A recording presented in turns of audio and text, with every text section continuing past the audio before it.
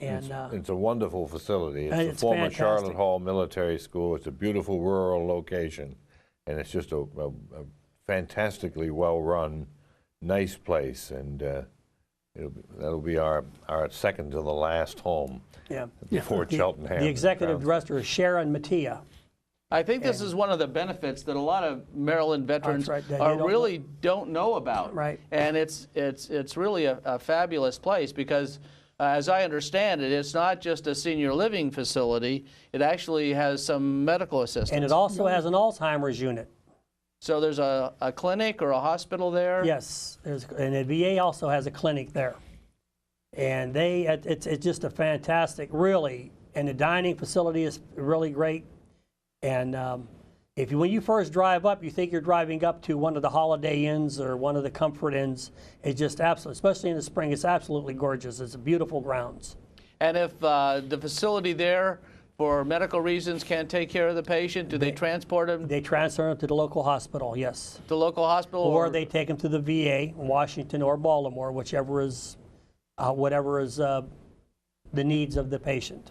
Now, speaking of transportation, the DAV is very much involved in transporting veterans to hospitals. Yes. And I believe they have vans, and they send them where, to Baltimore and Washington? Right. But you have to call the hospital service coordinator at either Green Street or Perry Point or even the Washington VA for our area.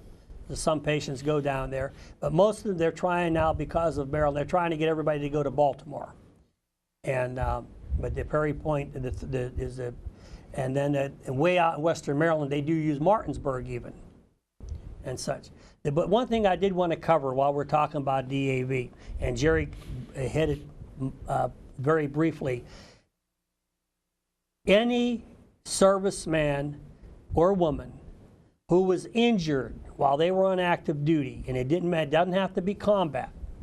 It could be a broken leg, while you're walking, or any kind of an injury, and especially if you've been hospitalized, you are eligible for the Disabled American Veterans here in the United States. You don't need to have a claim pending with the VA. It doesn't. No. It's less restrictive than that. Right, and also it's as I say, it's and any person who holds a Purple Heart is automatically eligible. Or a prisoner of war. Pardon, sir? A prisoner of war, too. Yeah, or a prisoner of war.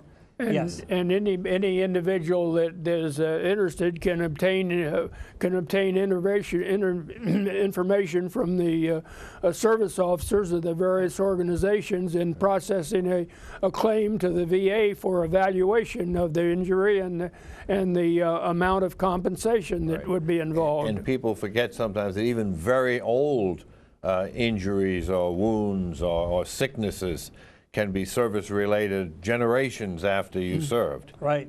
So people, it's not. Like I said, there's no statute of limitations on it. Right. Even if you served in the end of World War II or Korea or Vietnam, like I said, you can join at any time because the eligibility is forever. There's no statute of limitations on eligibility.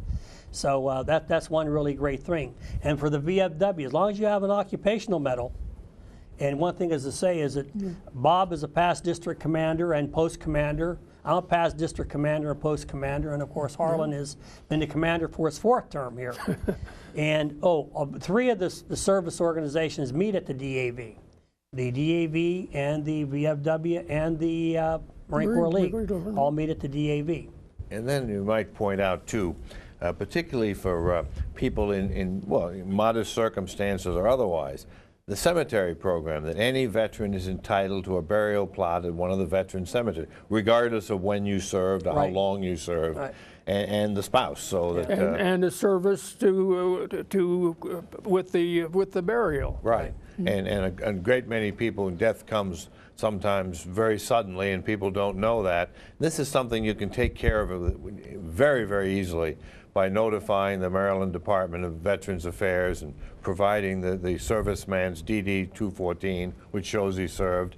So then at the time of, when death comes, then everything, it sort of automatically takes care of itself. That's a good point, Jerry. And I think a lot of the veterans, and especially their spouses, need some support on. And that is, now is a good time to collect those documents, the DD-214 and discharge papers, wills and so forth. Get those things now and put them together so that in the future when they are needed, you're not scrambling to try and find the documents at that time, because so many people at that time, of course, it's very stressful, and you want to have those papers readily at hand. Yeah. Two items is the DD-214 is the most important document. A funeral director needs that DD-214 to get a flag and for you to go into a veteran cemetery.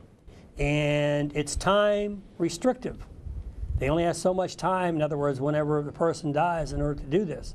And unfortunately, recently, we've had 2 veterans pass away, and one was scrambled around because it was unexpected to find the DD-214, of which we helped her obtain in order to take care of the deceased. But that is a very, very important document. And we're very fortunate. We have some local veteran cemeteries not far from here. Right. Where are they? Crownsville is right here in Anne Arundel County, right off of General's Highway. And Cheltenham is right down Route 301. Well, Cheltenham is 19 miles exactly from my home here. Right. Yeah. And And Crownsville's only about 10 miles from here. And you can make reservations Yes. Yes. in advance if you In want. advance, right. And how would we do that? You'd contact the Department of Veterans Affairs and the Cemeteries Division. That's the Maryland Department. Maryland of Veterans. Department of Veterans Affairs, You right. get space for 2, you get a marker, and you get a grave liner is included now within all the veteran cemetery. Legislation was passed about 20 years ago providing grave liners so the ground doesn't sink. Normally, the funeral director will assist in obtaining information. But that you can't emphasize too strongly about get that DD-214 and have it, make copies of it and have copies You got everywhere. 1 minute going. Well, I think this has been really interesting talking to Ray and Harlan tonight. And I want to thank everyone for watching Veterans Forum. We hope you've enjoyed the program and learned information useful to you. Now we ask you to get involved with other Bowie veterans by actively participating in one of our Bowie Veterans organizations. And you'll see the credits come up with the phone numbers for the American Legion, the Disabled American Veterans, the Marine Corps League, and the Veterans of Foreign Wars. And if you have any questions, just write to us at Veterans Forum here at Kent Hill Drive, Bowie, Maryland, 20715. Thank you very much. And for Ray and Jerry and I, thanks for watching.